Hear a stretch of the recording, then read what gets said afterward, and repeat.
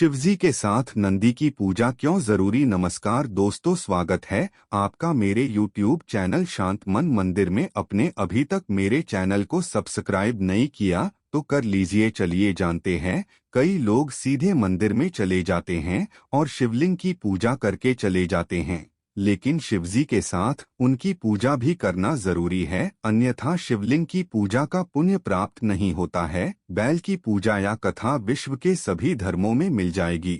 शिव जी ने ही नंदी को वरदान दिया था कि जहां उनका निवास होगा वहां नंदी भी हमेशा विराजमान रहेंगे। इसलिए हर शिव मंदिर शंकर परिवार के साथ साथ नंदी भी विराजमान होते हैं। जब भी मंदिर जाएं तो शिवलिंग का जलाभिषेक करने के बाद नंदी की प्रतिमा के समक्ष दीपक जलाएं। उसके पश्चात आप नंदी महाराज की आरती कीजिए। आरती करने के पश्चात आप चुपचाप बिना किसी से बातचीत किए अपनी मनोकामना नंदी महाराज के कानों में बोल दीजिए। मनोकामना बोलने के बाद बोलें कि नंदी महाराज हमारी मनोकामना पूरी करो। क्यों बोलते हैं? नंदी जी के कान में मनोकामना। शिव मंदिर में लोग शिवलिंग के दर्शन और पूजा करने के बाद वहां शिवजी के सामने विराजित भगवान नंदी की मूर्ति के दर्शन कर उनकी पूजा करते हैं और अंत में उनके कान में अपनी मनोकामना बोलते हैं।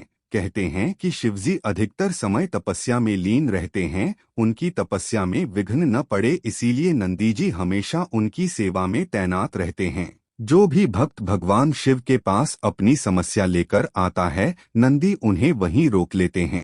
किसी बाहरी विघ्न से उनकी तपस्या भंग न हो, इसीलिए भक्तगण अपनी बात नंदी जी को कह देते हैं। नंदी जी से कही गई बात शिवजी तक पहुंच जाती है। इसीलिए मंदिरों में नंदी जी के कान अपनी मनोकामना कहे जाने का प्रचलन है। कहते हैं कि स्वयं भगवान शिव जी ने नंदी को यह वरदान दिया था कि जो तुम्हारे कान में आकर अपनी मनोकामना कहेगा उस व्यक्ति की सभी इच्छाएं जरूर पूरी होंगी। कान में मनोकामना कहने का नियम।